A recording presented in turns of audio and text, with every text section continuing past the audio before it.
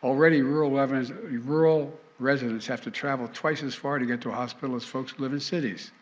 What in the hell are you talking about?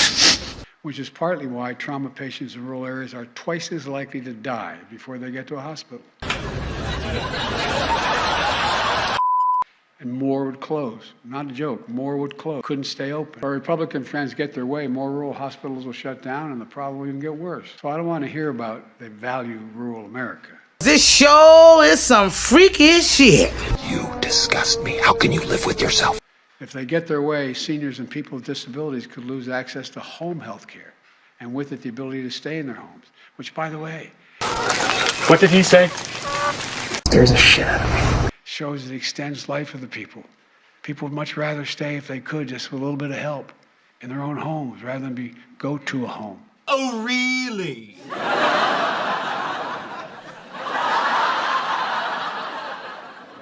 Meanwhile.